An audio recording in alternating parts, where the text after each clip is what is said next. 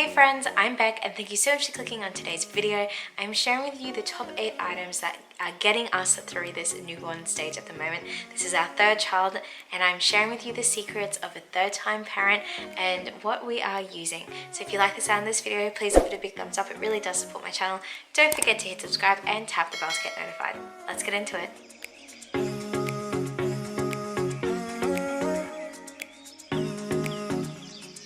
If this is our first time meeting, thank you so much for clicking on this video. Here on my channel, I share all things motherhood, day in the life, and routine-based videos.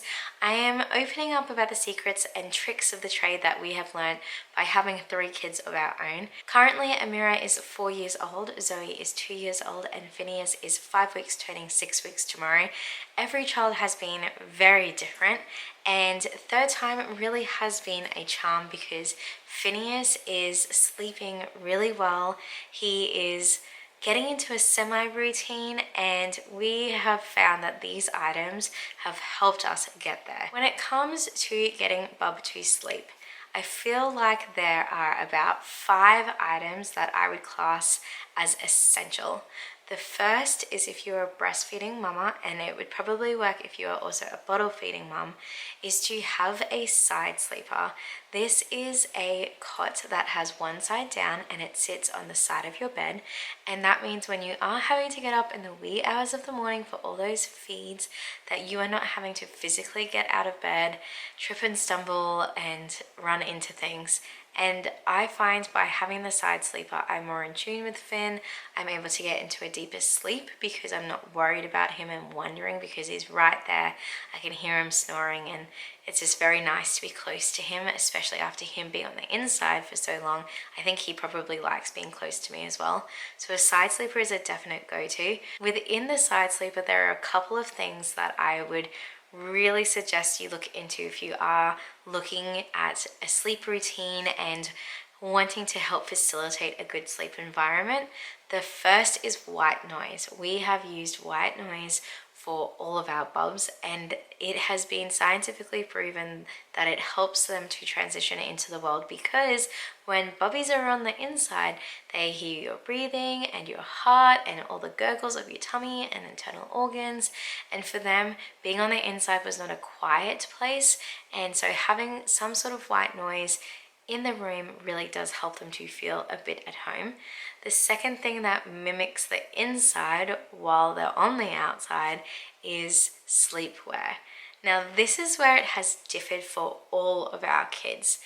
Amira and Zoe were able to use the Love to Dream swaddle suits where their little hands are up and they can suck and just feel snug as a bug, and it's a sleep suit, which means it's zipper orientated, which is really good. 2-way zipper, so when you're doing nighttime changes you don't have to get them out, you can just unzip from the bottom, change the bottom, zip back down, put them back in. Really good.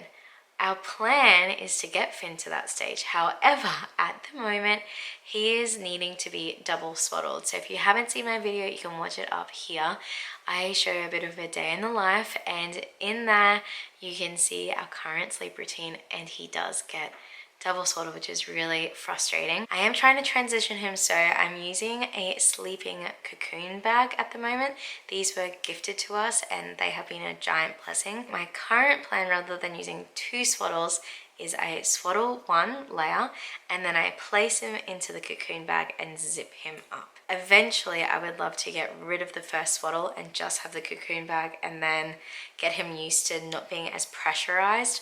He's also a growing boy, so he's currently measuring 5 kilograms, which is so exciting, and I'm hoping the bigger he gets, the more the cocoon bag will provide that little tight cuddle that he's seeking, and then transition him from that to the sleep suit. But that's just our sleep journey. But all 3 items are really good to have: swaddles, cocoon bags, and the sleep suits. I've seen a brand online called Doc a Todd and they seem to be really popular. I had a look at the reviews and I didn't feel like they were very safe for sleeping in that newborn stage, but at the same time I really wanted to provide Finn with something that would support him so that he could feel all snuggly wuggly, and I found this item at Baby Bunting. I absolutely love it because it grows with Bub, so you're not stuck with something that is infant. I love the fact that the headrest has a bit of a concaved nature to it, so your bub isn't going to get flat head syndrome. I love the fact that the side bumpers are movable, so when Finn was really little they were up nice and high. Now that he is growing, they are moving down to support him into that position. The other item that I would say is an essential and used in emergencies here in our household is a swing, a baby swing. These things are an absolute godsend, but it will depend on your child. With Amira, she didn't like swings at all, and she really wanted to go sideways rather than just up and down like the traditional baby swing. So when Zoe was in my tummy, we once again went to Baby Bunting when they had a sale, and we picked up a fancy swing while it was heavily discounted, and this swing can rotate, so it can go forwards and backwards, or it can go side to side. And Zoe would live in that swing because she constantly needed the input of having movement. So that saved our sleep and saved our sanity, and it is good to be able to put them in a place when you are having to deal with another child. Even now we do put Finn in the swing if I am just wanting him to get some sunlight, or for him to not be necessarily lying on his back but sitting up a little bit, and he thoroughly enjoys it. We're not having to use it as much for sleep.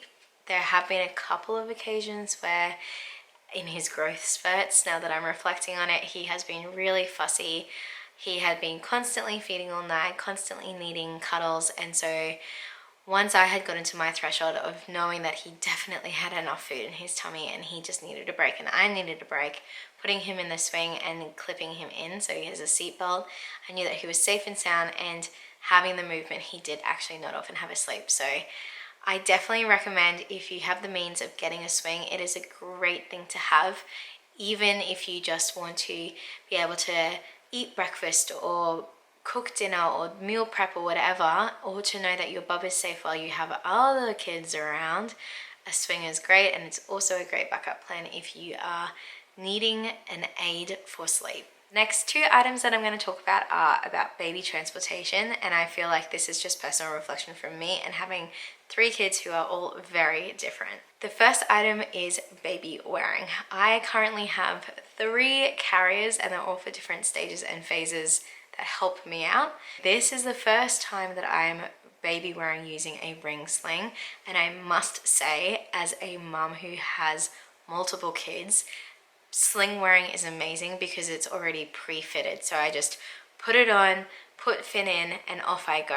I am not having to muck around with tying and making sure that my straps are okay. It's just the adjustments from the ring itself. I use this all the time when I'm doing school pickups with Amira because I need to get in and out as fast as I can. The second one that I have is the long material one where you just crisscross it and wrap it. I love this carrier for when I know that I'm going out and he's due asleep.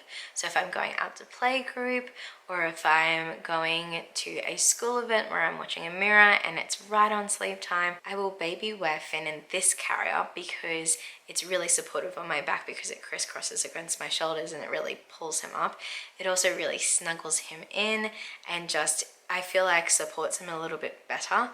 It's harder to get in and out of this one as a mum because you are kind of having to do a bit of a Windsor knot tie situation, and the material is so long. So generally, if I know that I'm going to be using this carrier, I will do it here at home and then wear it in the car. So when I get to my location, I'm just having to put Finn in. I wear him and then I take him out and I keep it on until I get home. And the third carrier that I have, which I don't use in this sleepy newborn phase, I kind of use after 3 months, is the Manduka brand. This is amazing. It was a gift from one of my friends with my first bub, Amira, and I love it. I feel like it's really good for you in your posture and the weight distribution, and it's also really good for bub because it puts them into a position that's great for their hips as well, which is fantastic. I've also used this in travel. Whenever we've gone overseas, we take it with us and we wear them as a backpack because they're generally older by then. So those are my 3 baby carriers that I use in different stages and phases, and I think they're an absolute essential for newborn life. So here's a question of the day. What is your favorite carrier? Do you have a preference of baby wearing? I'd love to hear what you like to use, and do you use different ones for different occasions like I do? If you do, please comment down below. And would you be interested in a tutorial of how I put Finn into the ring sling and the fabric sling. If you are interested, give this video a thumbs up and also comment below. The final mode of transportation that I think is really great for us and our little family is a baby capsule.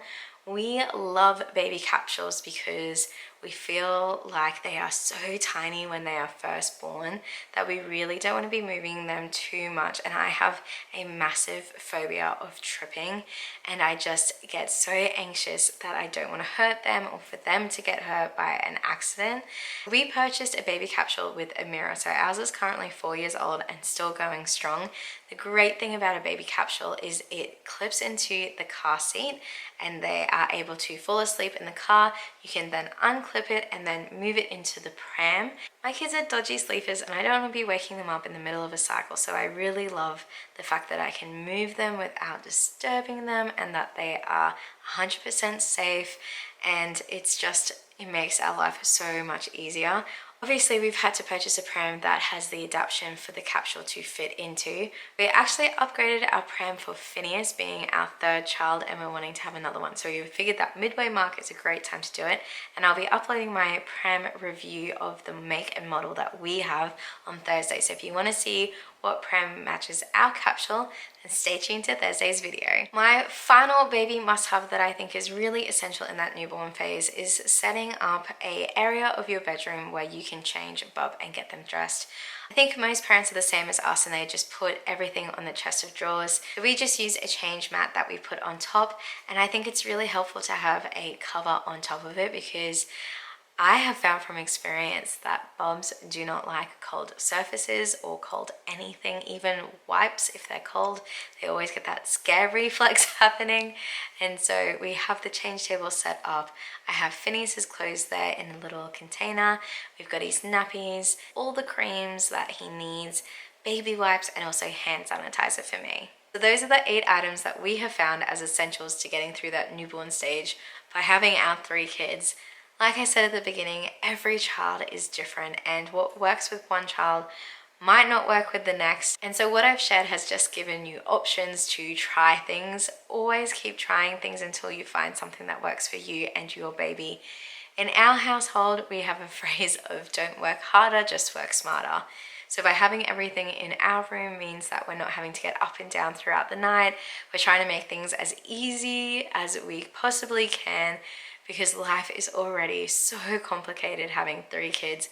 We don't want to add any more complications. So if you like the sound of this video, please give it a big thumbs up. It really does support my channel. Don't forget to hit subscribe if you want to see further content on motherhood and just getting to know us and our little family as we have grown to a family of 5. And hit the bell so you get notified when I upload next. Because this parenting gig doesn't come with a rule book. We only have each other. And I'll see you in my pram review on Thursday.